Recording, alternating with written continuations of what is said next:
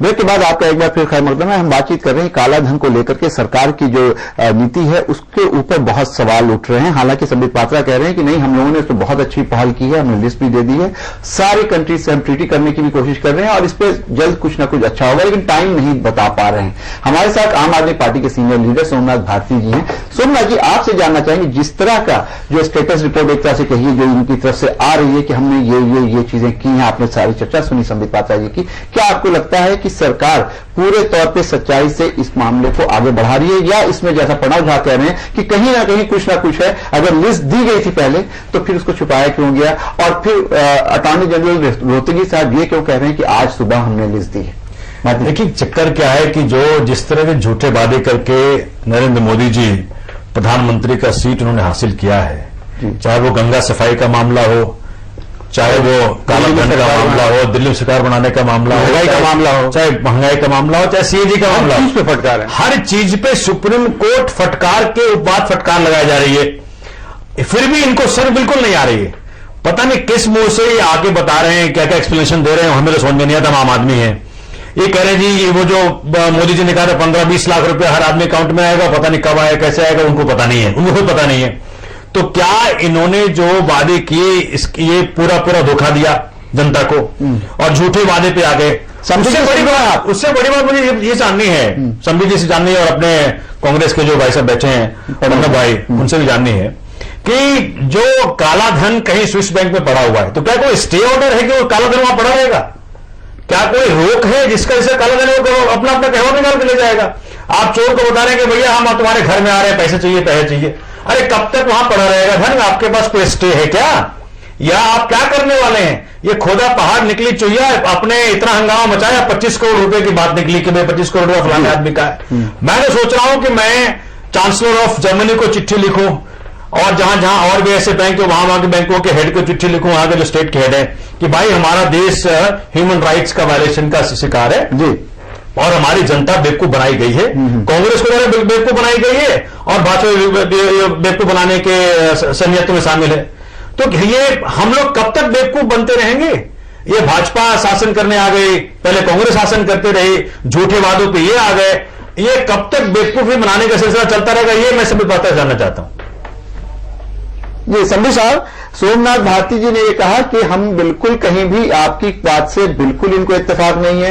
ये कहते हैं कि पहले कांग्रेस ने मुल्क को बेवकूफ बनाया, काला धन के मामले पे कहती रही कि काला धन है या नहीं है, हम जांच कर रहे हैं। इनका एक बहुत पर्टिनेंट क्वेश्चन ये है कि आप चोर को ये बता रहे हैं हम तुम्हारे घर में आने वाले हैं। यही स्थिति अभी बनी हुई है कि हम लोग इतना इस पर डिस्कशन कर रहे हैं, इतना सरकार की तरफ से बातचीत हो रही है, तो जिसका भी अकाउंट है ये भी बात पता चल रही है कि सब अपना अपना बैंक अकाउंट बंद करके निकल रहे हैं, लोग बहुत सारे जा चुके हैं। दूसरी अहम बात यह है कि 6 साल से जब इस पर बातचीत हो रही थी, एक प्रावधान यह भी है कानून का कि 6 साल से पुराने अकाउंट की आप जांच नहीं कर सकते हैं, तो आखिर आप जांच कीजिएगा क्या? देखिए, बड़ा आश्चर्य का विषय है। पहले तो मैं सोमनाथ जी को जितना सुन पाया, जी मुझे एक बात बड़ा आश्चर्य हुआ कि वो कह रहे थे कि वो कुछ फॉरेन कंट्रीज को चिट्ठी लिखने वाले हैं जी, और चिट्ठी लिख के कहने वाले हैं कि इंडिया में ह्यूमन राइट वायलेशन हो रहा है। तो मुझे तो बड़ा आश्चर्य हो रहा है कि सोमनाथ भारती हिंदुस्तान के निवासी हैं या हिंदुस्तान के खिलाफ देशद्रोह करने वाले हैं। वो फॉरेन को चिट्ठी लिख के क्या कहने वाले हैं कि हिंदुस्तान में ह्यूमन राइट वायलेशन हो रहा है। जी तो ऐसे व्यक्ति के साथ हम लोग को डिबेट करना चाहिए क्या? संबित भाई, देखिए आप जो हिंदुस्तान के खिलाफ दूसरे मुल्कों को लिखने वाले हैं, जब हमारे तो उनके सामने हम क्या, मतलब बड़ा कष्ट हो रहा है मुझे सुन के। बात कहिए कि सोमनाथ सरकार को विश्वास नहीं करती है और दूसरे देशों की सरकार को चिट्ठी लिखेगी इंडिया के खिलाफ, मैं उस व्यक्ति के साथ डिबेट करूंगा। चलिए आप अपनी बात कहिए, फिर हम सोमनाथ जी से जवाब दूंगा। इसका पहला जवाब दे दीजिए मेरे सवाल का। जी नहीं, मेरे को तो ये देशद्रोह का मामला है। जो अपने देश के खिलाफ दूसरे देशों को चिट्ठी लिखेगा और कहेगा कि उसके देश में हिंदुस्तान में ह्यूमन राइट वायलेशन हो रहा है, तो ऐसे आम आदमी पार्टी को तो निरस्त कर देना चाहिए। भाई पहले सवाल का जवाब दीजिए, मैं चिट्ठी पहले सवाल का जवाब दे दिए। इस प्रकार से आम आदमी पार्टी भाई मैं उसका जवाब देता हूँ। वो सवाल जवाब बाद में होगा। पहले आपने जो देशद्रोह का मामला अभी किया है उसकी सफाई दीजिए। देखिए आपको तो ये आदत है, हम लोग विषय से भटक रहे हैं। आपको ये आदत है, आपकी पार्टी को भी आदत है, उसे पीएचडी हासिल, एक सेकंड में तुमको बता दूं, आपकी पार्टी को पीएचडी हासिल है तरह तरह की बातें करने में और बातों को उलझाने में और कभी भी पिन पॉइंटेड आंसर नहीं करने में। कि आप चिट्ठी लिखने वाले हैं। सुनिए मेरी बात। और क्या मैं बताना ये चाहता हूं फॉरेन कंट्रीज के हेड्स को कि भाई हमारे सरकार तो कंट्रीज के हेड को हमारे सरकार हमारे मैं यहाँ आपसे बोल रही है बात, अब इनकी सरकार के पास आएंगे जी। मैं चिट्ठी लिखने वाला हूं, कम से कम हमारे सरकार के हेड तो इस पैसे को लाने में इंटरेस्टेड नहीं दिखती मुझे। कम से कम अगर आपको लगता है कि भारत की जनता का भला हो तो उन बैंकों के खातों को बंद कर दीजिए और आप वहां से नाम रिलीज कर दीजिए, क्योंकि हमारी सरकार ना कांग्रेस को इंटरेस्ट था ना भाजपा को इंटरेस्ट है।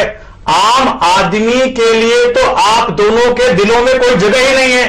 तो मैं असहाय होकर के एक फॉरेन कंट्री के हेड को लिखना चाहता हूं कि भाई कम से कम आप अपने यहां से भारत की जनता के इंटरेस्ट में नाम रिलीज कर दीजिए। चलिए आप कमाल फारूकी साहब, आपकी दुर्दशा पे इशारा है। सोमनाथ आप समझ नहीं पा रहे उसका। सोमनाथ जी ने एक बात ओबामा जी बिल्कुल तुरंत अगले दिन रिलीज कर देंगे। सोमनाथ जी ने एक बात कही है, जो बात संबित जी से भी मैंने पूछा कि भाई आप चोर को ही ये बता रहे हैं कि हम तुम्हारा फंड लेने वाले हैं, पैसा लेने वाले हैं। ऐसा नहीं, सरकार ये बता रही है तो जाहिर सी बात है अगर कहीं पुलिस दबिश देने वाली है और पहले नहीं उसको पता चल जाएगी पुलिस तो वो तो अपनी बचाव को उपाय करेगा। तो ऐसी सूरत हाल में कमाल साहब लगता है कि कुछ फायदा होगा? नहीं, मुझे नहीं लगता है कि कोई फायदा हासिल होने वाला है। उसकी वजह आपने बहुत इंपॉर्टेंट एक पॉइंट रेज किया था कि आप, क्योंकि वो आपने शायद रेज किया था, भाई ने रेज किया था कि आपने वहां अकाउंट को ऑपरेट करने के ऊपर कोई स्टे तो है नहीं, बिल्कुल नहीं, वो तो चल रहा, कंटिन्यू चल रहा है अकाउंट। तो अगर जैसे मेरे पास फॉर एग्जांपल वहां पर 10 ट्रिलियन रुपीस था, हाँ, तो मैंने उसमें से 9.999 ट्रिलियन निकाल लिया जी। अब कल मेरा क्या करते हो आप? बिल्कुल करेंगे, क्योंकि आपसे पूछा जाएगा उस फलां तारीख को इतना अकाउंट, बिल्कुल ठीक, फिजिकल ट्रेस है, तो मैनिपुलेशन नहीं हो सकता। देखिए मैनिपुलेशन तो मेरे भाई नहीं हो सकता, लेकिन सवाल ये पैदा होता है जो पैसा जहां पर उसको दे दिया आप 6 साल 8 साल हो गए, वो टाइम बाउंड हो जाएगा, वो नहीं हो पाएगा, कैसे करोगे आप? आपके पास बहुत देर से बैठे हुए सीनियर सहाफी अजय कुमार। अजय जी, आपने सारी पार्टीज के लोगों की बात सुनी, भाजपा की भी सुनी, कांग्रेस की भी सुनी, आम आदमी पार्टी की भी सुनी और कमाल फारूकी साहब, आपको क्या लगता है कि ये पूरे मामले में कहीं जनता के साथ इंसाफ मिलेगा या ये चीज ऐसे ही गोल गोल घूमती रहेगी? देखिए फैसल साहब, ये बहस जिस तरह से यहाँ अभी बहुत अच्छा प्रतिबिंब देखने को मिला, पूरी पटरी से उतरी हुई है जी।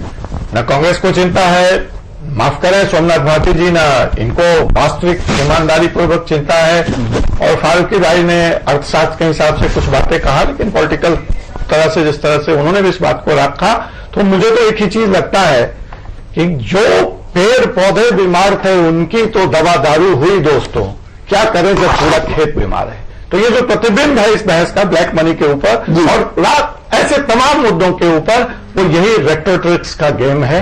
और राजनीतिक पार्टियां जब विपक्ष में होती हैं तो बिना इन बात को, मुझे यहां पे भाजपा को यह कहना पड़ेगा कि सरकार चलाने की जो किसी ने इस पूरी बहस में इंटरनेशनल प्रोटोकॉल की बात नहीं की, किसी ने आपके उन देशों के साथ क्या संबंध है या क्या कॉन्फिडेंशियलिटी क्राइटेरिया है जिसको सुप्रीम कोर्ट मानता है। खुद इसमें सुप्रीम कोर्ट का स्टैंड दो तरफा है। वो 2012 में ये कहता है कि ये इलीगल होगा उनके नाम को पहले पब्लिक डोमेन में लाना बिना जांच किए हुए, और आज सुप्रीम कोर्ट कहता है, और आज सुप्रीम कोर्ट कहता है 2014 में कि नहीं साहब, नाम तो पब्लिक डोमेन में आने चाहिए। तो ये भी आया है होने के बाद आया है। उसके पहले का एक स्टेज है जब एसआईटी की परफॉर्मेंस हुई थी, उसमें फिर सरकार का पक्ष आया, तब सुप्रीम कोर्ट ने। तो ये जो सवाल है कि आप देश को क्या करना चाहते हैं। कांग्रेस की सरकार में वोडाफोन का केस हमें याद है, सीएजी का हंगामा हमें याद है, दिल्ली में आपकी सरकार का हंगामा हमें याद है। जो आप बात कह रहे हैं कि आम आदमी इसमें कहां है, मैं ये कहता हूं चलिए ठीक है, देश का इतना बड़ा धन बहुत बड़ा संख्या पे भी है बाहर चला गया।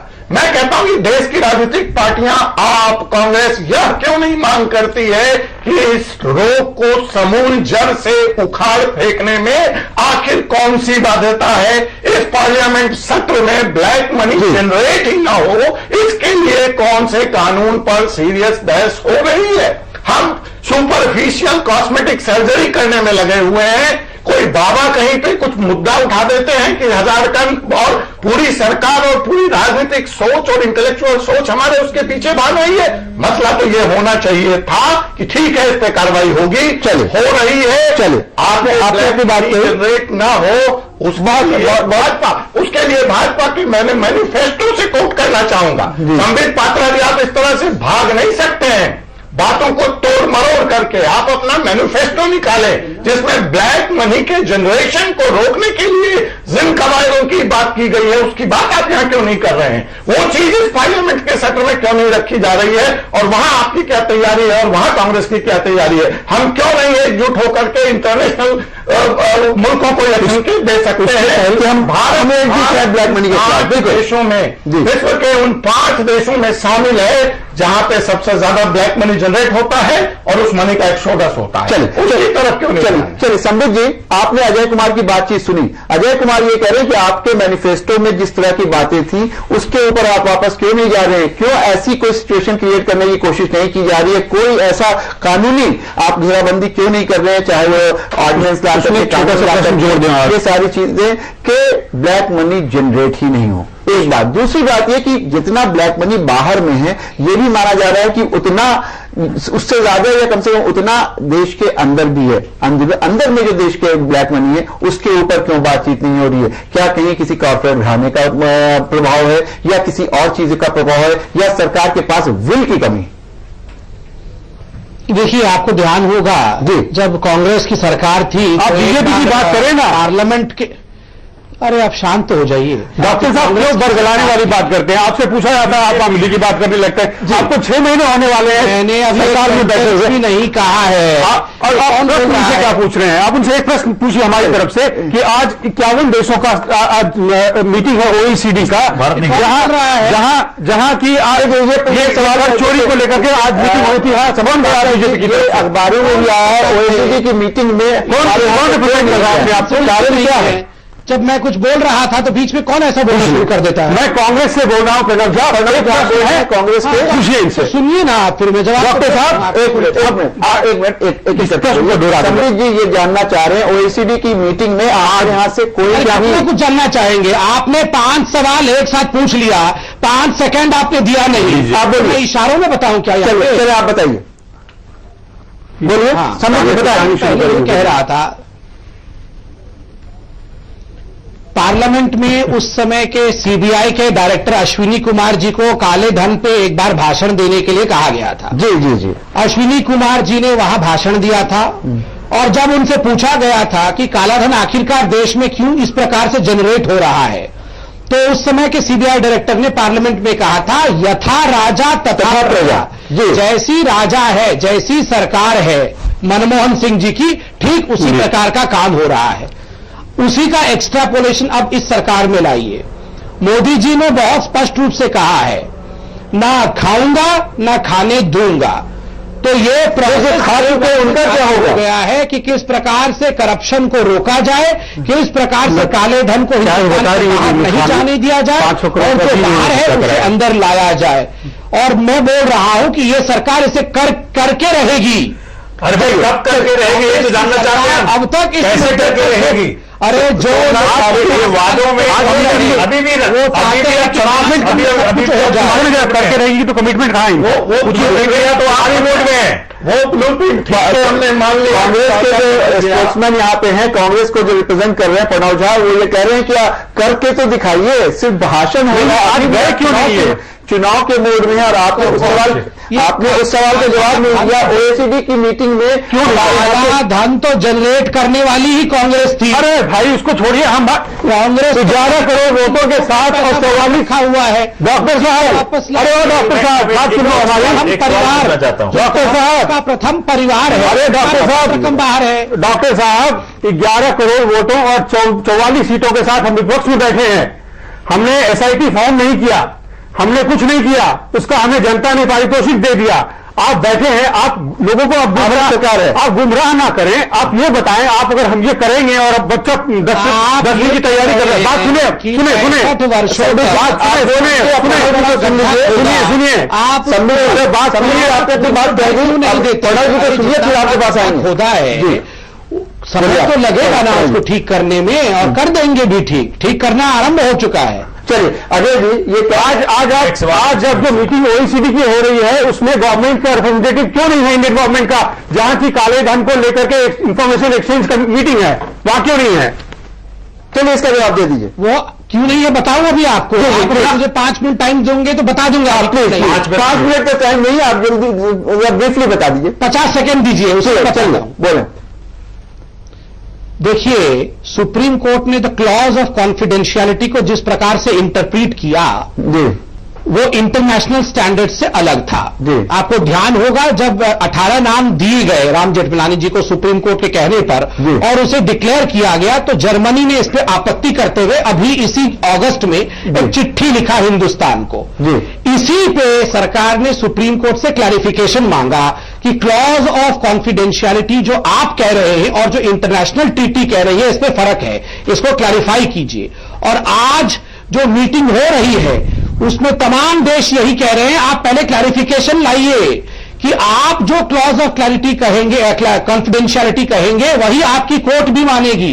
अगर आपकी कोर्ट नहीं मानेगी तो हम आपके साथ संधि कैसे करेंगे? तो मोदी जी की सरकार जो है वो कन्विंस कर रही है और करने में सक्षम रही है। इसी में नहीं गए इसमें। अरे तो आपको जाके कन्विंस करना पड़ेगा, बैठे-बैठे क्लॉज ऑफ कॉन्फिडेंशियलिटी को मानेंगे। ये बात तो कोर्ट ने भी आपकी बात मैंने सुनी संबित पात्रा जी, लेकिन ये बताइए, इसको कन्विंस करने के लिए आपकी बात सही है कि कन्विंस कर रही है सरकार, लेकिन कन्विंस करने के लिए उस सम्मेलन में जाना भी चाहिए था। जाके करना चाहिए तो उसमें हम लोग फैजल साहब और संबित पात्रा जी कन्विंस करने के लिए कल अटॉर्नी जनरल ने सुप्रीम कोर्ट को कहा कि आप क्लॉज ऑफ कॉन्फिडेंशियलिटी को रेस्पेक्ट करिए प्लीज। तो कोर्ट ने भी कहा कि हम लिफाफा नहीं खोलेंगे, हम सील्ड बंद लिफाफा ऐसे ही एसआईटी को दे देंगे, हम इसे सार्वजनिक नहीं करेंगे। तो एक तरह से इस आपने अपनी बात कही। सोमनाथ भारती जी आपसे, संबित पात्रा जी, सोमनाथ भारती जी कुछ आपसे सवाल करना चाह रहे हैं। संबित भाई, मैं तो इस बार बड़ा शॉक्ड हूं आपके वे ऑफ रिस्पॉन्स को लेकर के। बहुत एग्रेशन आ गया आप में चुनाव के जीतने के बाद, पहली बार आपको फेस कर रहा हूं।